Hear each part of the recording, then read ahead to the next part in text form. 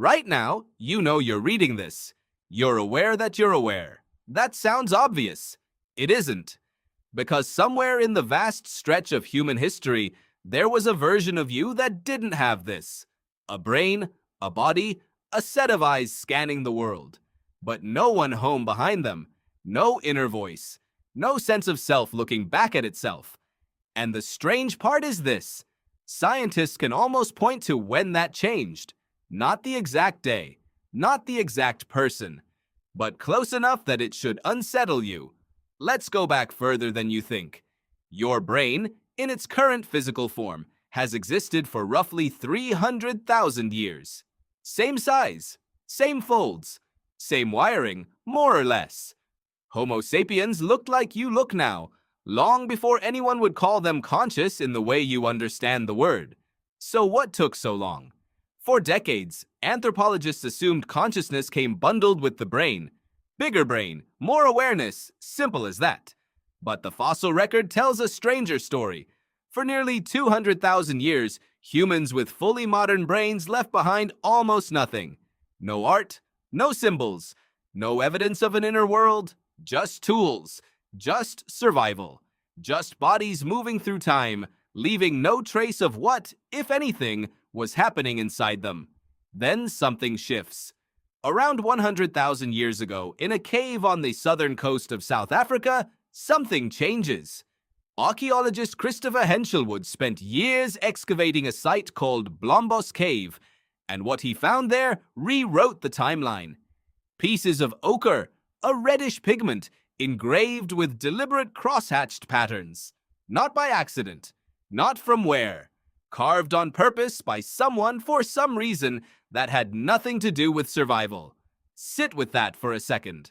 A human being, tens of thousands of years before writing, before agriculture, before cities, sat down and made a mark that meant something only to them.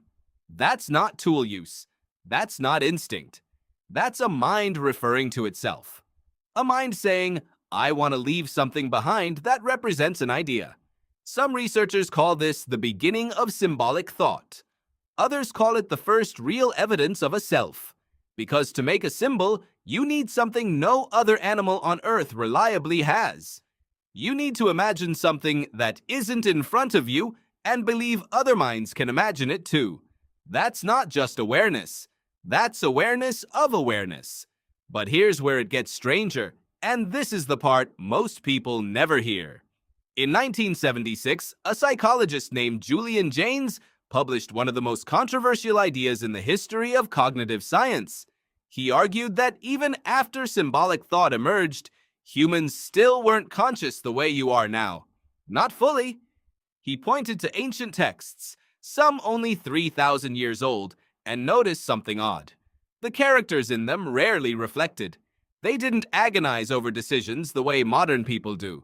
Instead, they heard voices, commands from gods, from ancestors, from something outside themselves, telling them what to do. Jaynes called this the bicameral mind. Two chambers of the brain operating almost like two separate people, one giving orders, one obeying, with no unified sense of self tying them together. He believed full introspective consciousness, the kind where you can silently debate your own thoughts, doubt yourself, imagine your own future in vivid detail, might be only a few thousand years old. Startlingly recent.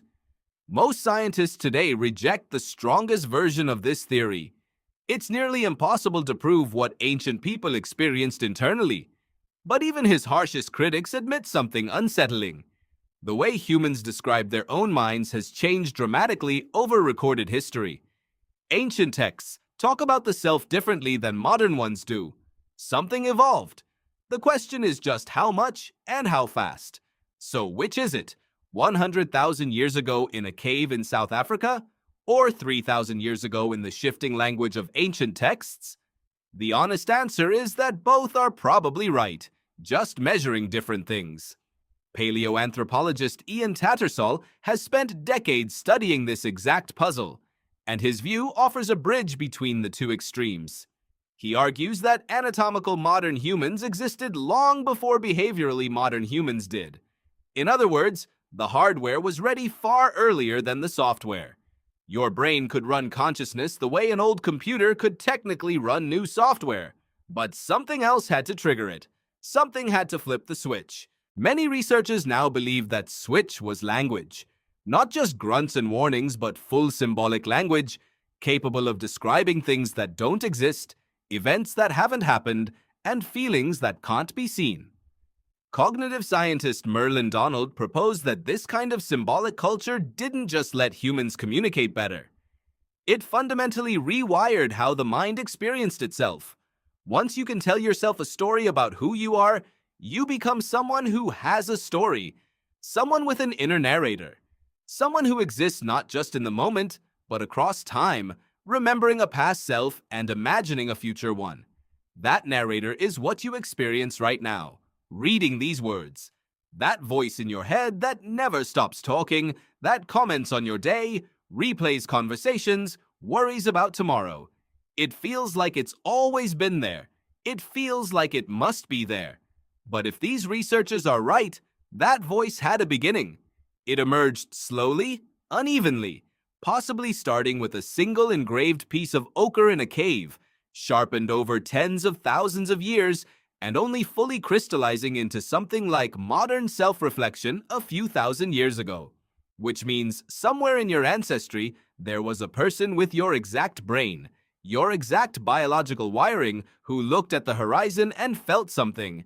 But there was no one behind their eyes narrating the feeling. No inner voice asking, "Why do I feel this way?" Just the feeling itself, raw and unexamined, passing through a mind that had no way to reflect on its own experience.